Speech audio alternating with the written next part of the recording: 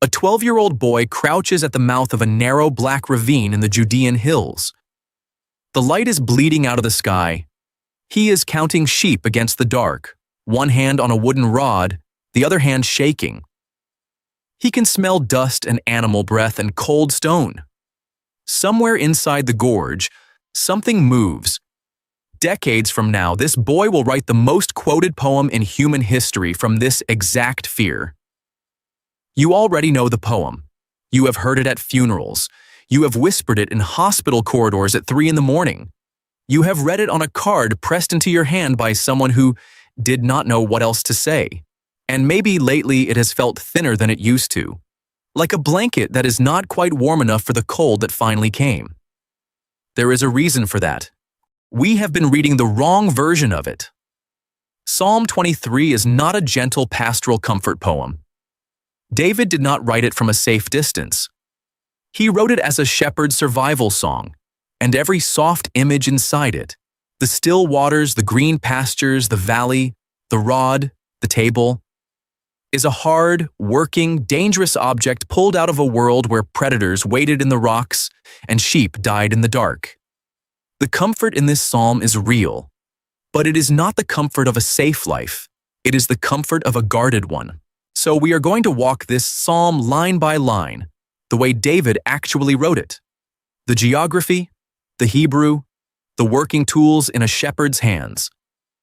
By the end, every line we thought we knew is going to land with new weight, and the psalm is going to feel stronger, not softer, the next time we need it. Start where the boy is standing, the Judean hills, around 1000 BC, and the job that nobody else wanted. A shepherd in 1000 BC was not a postcard figure. He was a boy with a weapon in his hand because nobody else in the family wanted the job. Shepherding was the bottom rung of the ancient economy. When the prophet Samuel comes to Jesse's house looking for the next king of Israel, Jesse parades 7 sons in front of him and leaves the youngest one out in the field with the sheep. That youngest one is David. He is an afterthought. And in Genesis 46, when Joseph's family arrives in Egypt, Joseph coaches them to admit they are shepherds because, the text says plainly, every shepherd is detestable to the Egyptians. That is the world David is reaching into when he picks up his harp and writes the first line of this psalm. The Lord is my shepherd. Most people read that line and hear a soft pastoral hymn, a meadow, a man in robes, lambs in his arms. But David is not reaching for a sentimental picture. He is naming God with the title of the dirtiest, most dangerous, most despised job he personally knows. He is saying, God takes the role of the exhausted, armed, sleep-deprived guardian who stands between the flock and everything that wants to eat it. Not a king, not a general, a shepherd. And he is not the first to do it. Go back to Genesis 48. Jacob is on his deathbed blessing Joseph's sons, and he reaches for a name for God he has never said out loud before. The God who has been my shepherd all my life to this day. That is the first time in the Bible God is called a shepherd. An old man, dying in a foreign country, looking back at a hard road, names God with the title of the lowest job in the land. David picks up that thread 1,000 years later and builds an entire psalm out of it. I shall not want. Then comes the line everyone thinks they understand. He makes me lie down in green pastures. He leads me beside still waters. We hear meadows, soft grass, a stream catching the light. That is not the Judean wilderness. The Judean wilderness is rock and dust and thorn brush.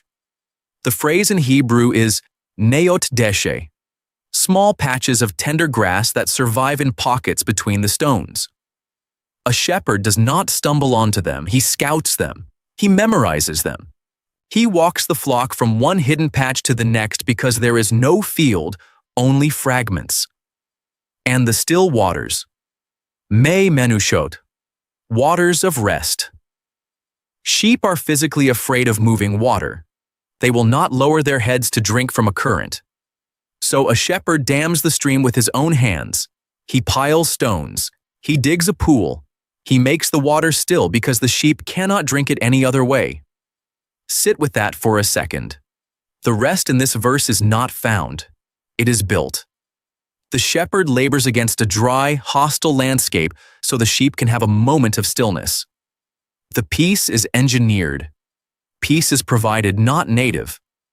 But the next line is where most readers stop reading what is actually there. Yea, though I walk through the valley of the shadow of death. The phrase shadow of death is one Hebrew word, salmavet. And it is not poetic. It is geographic.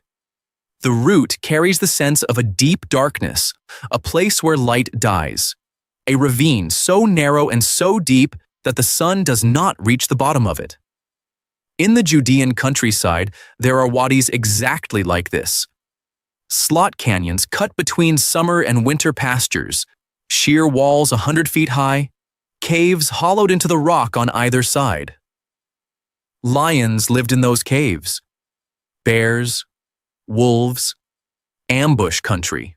A shepherd moving the flock from one grazing region to the next had no way around them. He had to go through. And sheep are not stupid. They refuse to enter a wadi unless the shepherd walks in front of them first. He goes ahead into the dark, alone with his rod, to clear what is waiting. David is not describing dying. He is describing the commute. That changes the whole line. I will fear no evil. That is not bravado at a funeral. That is the sentence a shepherd speaks to himself at the mouth of a gorge he has to enter today, with nothing but a club in his hand and the smell of something warm-blooded living in the rocks above him. The psalm is geographically traceable. You could walk the route, and every line is the line a working man speaks on the actual ground. For thou art with me. That is the pivot. Not because the gorge gets shorter. Not because the predators leave. Because the shepherd is in the gorge with the sheep. And then the line almost everyone has heard at a graveside. Thy rod and thy staff, they comfort me. We hear comfort, and we picture a hand on the shoulder. A soft word. Something gentle. Look at what the rod actually is. The Hebrew is shevet. It is not a walking stick. It is a club. A short, heavy piece of oak, sometimes carved with knots, sometimes studded with stone or iron, carried in the belt and used for one thing: to strike. The shepherd uses the shevet to crack the skull of a wolf coming out of the rocks. He uses it on lions. He uses it on the back of a sheep that keeps wandering toward the cliff. One end of the rod is bloodied. The other end is smoothed by years of his own hand wrapping around it. Pause there. The line you read at funerals is about a weapon. The other tool, the staff, is mishanet, the long crook. That is the gentler one. The crook reaches into a crevice and lifts a lamb that has fallen. It hooks a sheep around the neck and pulls it back from danger. Two tools. Two functions. Defense against what threatens the sheep.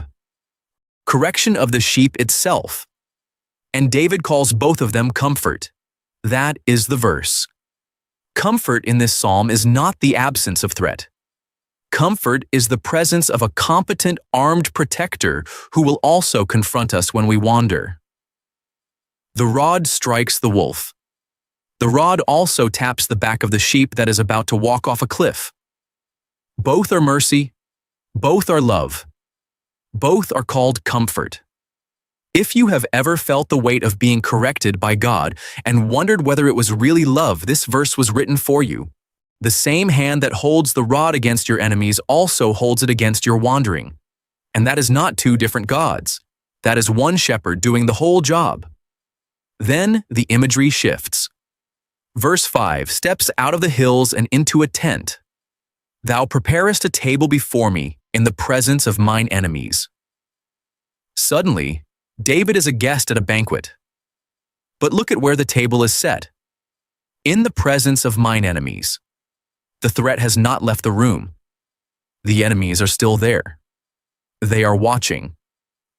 The Hebrew verb behind prepare is arak. and it is the same verb used in 1 Samuel 17 when armies arrange themselves for battle. The host is not casually setting out plates. He is setting a table the way a commander sets ranks. Deliberate, defiant, in full view of what wants to destroy his guest. Then he anoints the head with oil. For sheep, oil was practical, poured over the head to keep flies and parasites out of the wounds and the ears. For a guest in a home, oil was hospitality. And for one specific person in Israel's history, oil was royal. The prophet Samuel poured it over David's own head in 1 Samuel 16 and made him king. All three meanings sit on top of each other. Healing, welcome, coronation, in the middle of a threat zone.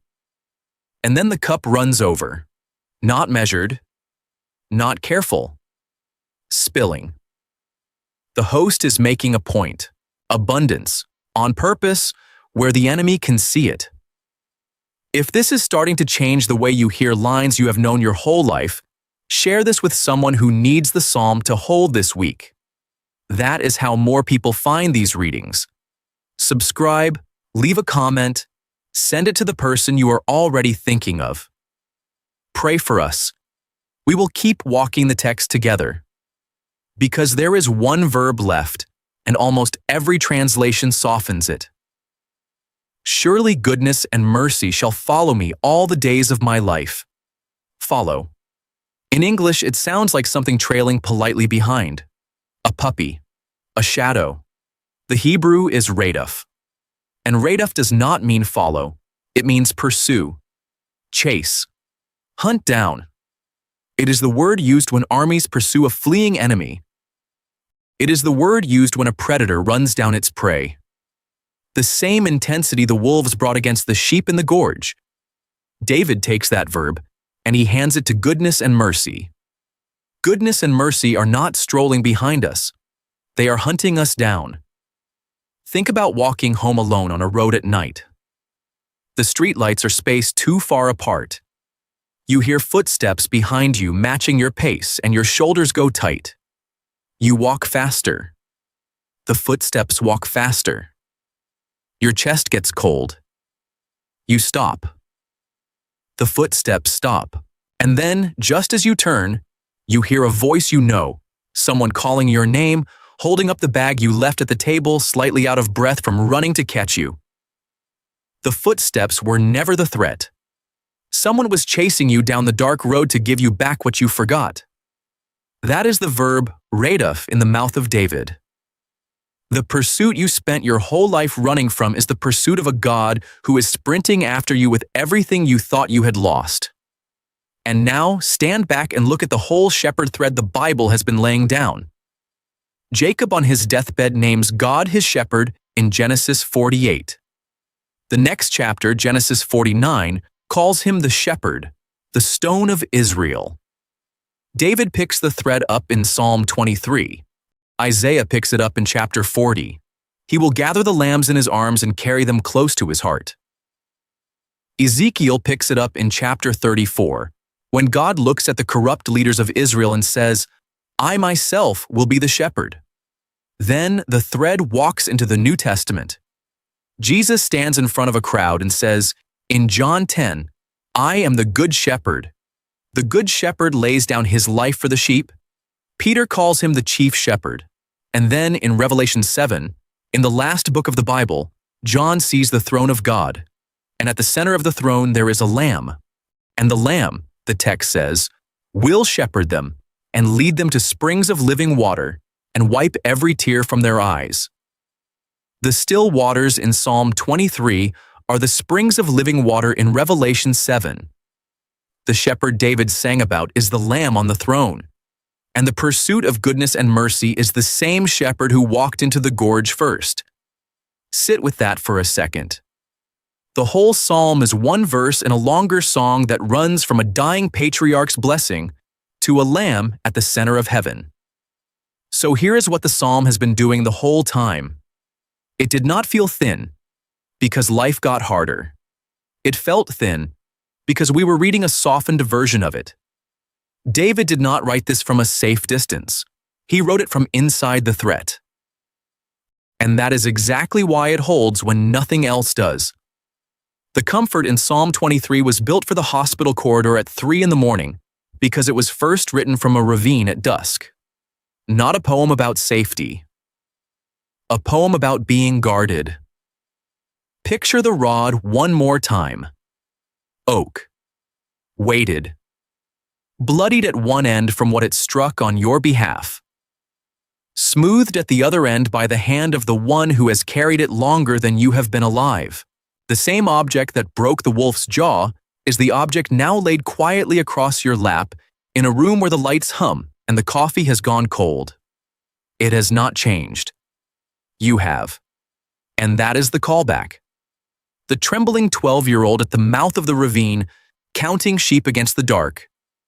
Pull the camera back, and it is also you in the chair by the bed. The same shape in the hand, the same gorge, the same shepherd who has walked this path before us and came back out the other side. The psalm has not gotten thinner. We have finally entered the valley it was written for. The shepherd has walked this gorge before us. He knows where the caves are. If this opens Psalm 23 back up for you, help us get it to someone else. Subscribe, leave a comment. Even one word makes a difference.